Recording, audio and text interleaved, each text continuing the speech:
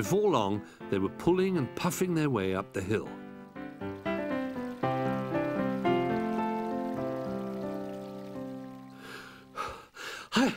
I feel quite warm now, said Bramwell, but I'm very hungry.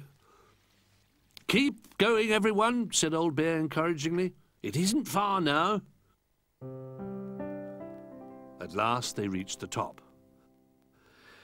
Ah, yes, this will do, said Old Bear. He took a blanket from the basket and spread it on the ground. The others left the basket on the little path and began to unpack the picnic. It wasn't long before everything was arranged neatly on the blanket, and everyone was sitting down enjoying the feast. The soup in the flask was lovely. They all wrapped their paws round the steaming cups to keep them warm.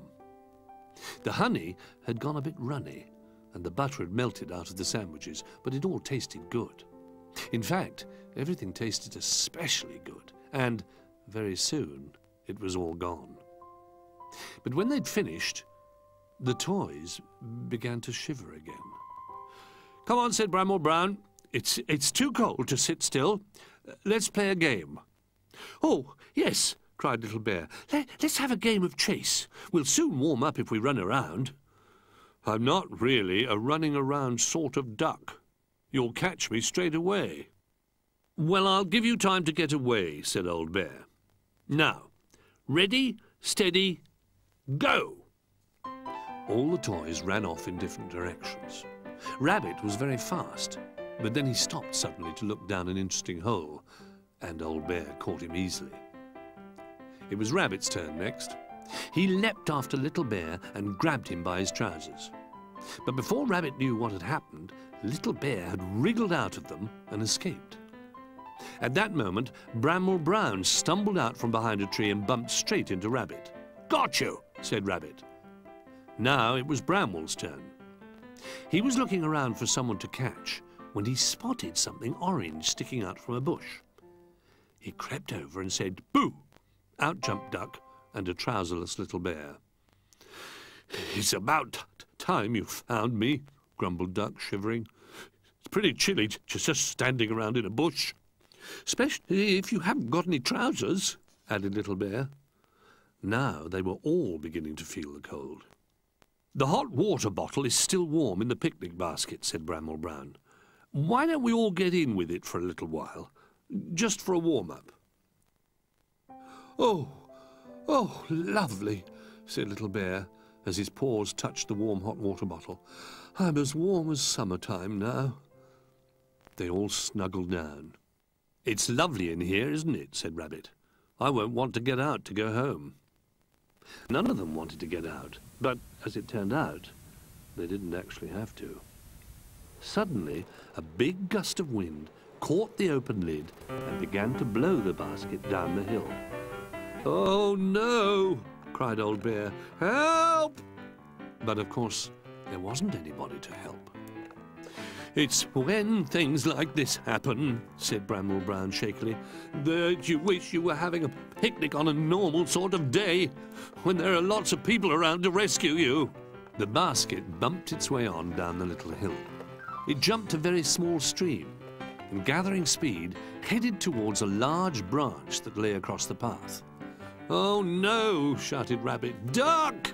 And they all ducked, except Duck, who was wondering why Rabbit was shouting at him. If anyone had seen the picnic basket now, they would have thought it was just a picnic basket on wheels rolling down the hill. They would never have guessed that there were 5 brave picnickers inside. "Oh, when is it going to stop?" asked Little Bear.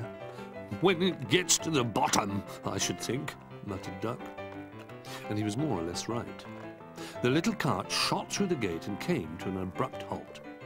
The basket fell off the cart, and the 5 friends fell out of the basket. When they realized that they weren't moving anymore and dared to look, they found that they were right outside their own front door. "Well, isn't that wonderful?" said Rabbit. "A picnic on top of a hill, and we didn't even have to walk back." "I think perhaps I would rather have walked back," said Old Bear, standing up rather shakily. "But for the first picnic of the year, That's going to be hard to beat. Yes, said Bramble Brown. Travelling home from the picnic isn't usually the most exciting bit, is it? And dusting themselves down, they pushed open the door and trooped inside for tea.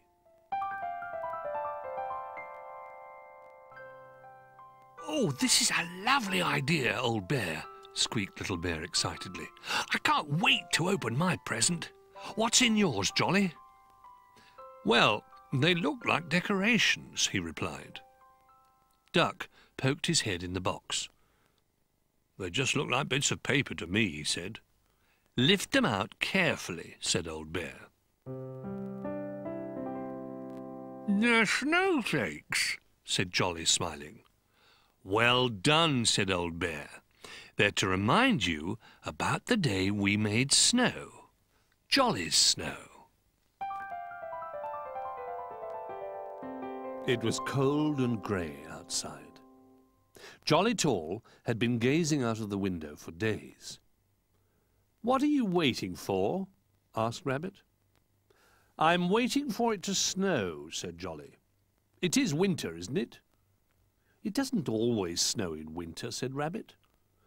"In fact, it hardly ever does," said Duck gloomily. "I know where there's some snow," said Little Bear. "It must be left over from last winter. I'll get it for you." Without waiting to explain, Little Bear rushed off.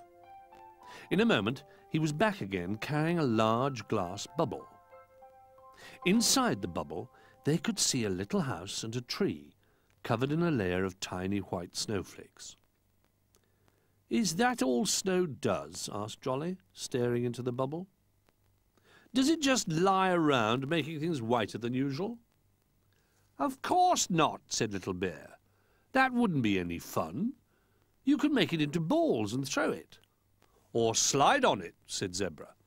"And jump into heaps of it," said Rabbit. "And make footprints. You can build things with it too," said Duck. "Goodness," said Jolly. "There doesn't look enough of it for that."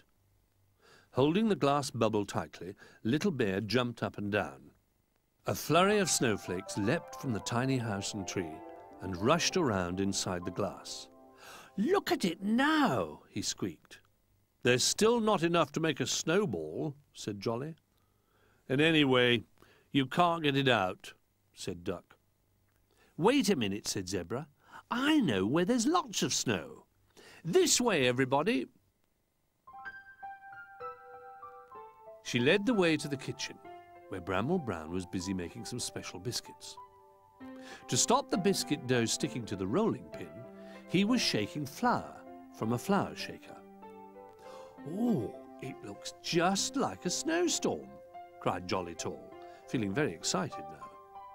"Watch this for a trick," said Zebra, as she dashed towards the falling flour. "Whoopee!" she cried. And in no time at all, her black stripes had almost disappeared.